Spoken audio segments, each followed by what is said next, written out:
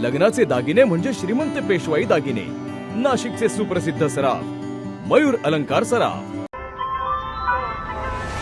ताज्या बातम्यांसाठी नाशिक न्यूजच्या YouTube चॅनलला सबस्क्राईब करा आणि बेल आयकॉनला प्रेस करा।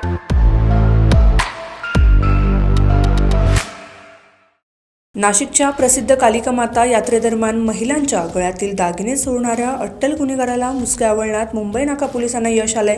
गेल्या 5 महिन्यांपासून फरार असलेला हा चोरटा चोरीचे दागिने विकण्यासाठी शहरात आला असता पोलिसांनी महामार्ग बस स्थानक परिसरात सापळा रचून त्याला जेरबंद केलंय।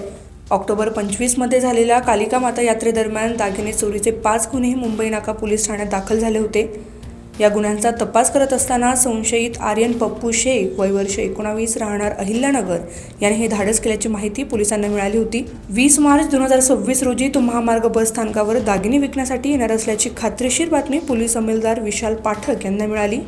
त्यानुसार वरिष्ठांच्या मार्गदर्शनाखाली पथकाने सापळा रचून आरोपीला ताब्यात घेतले। आरोपीची झडती घेतली असता त्याच्या खिशात प्लास्टिकच्या पिशवीत सोन्याचे दागिने मिळून आले।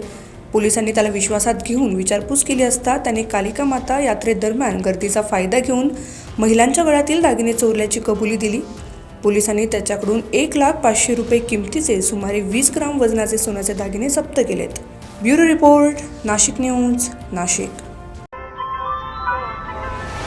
ताज्या बातम्यांसाठी नाशिक न्यूजच्या YouTube चॅनलला सबस्क्राईब करा आणि बेल आयकॉनला प्रेस करा।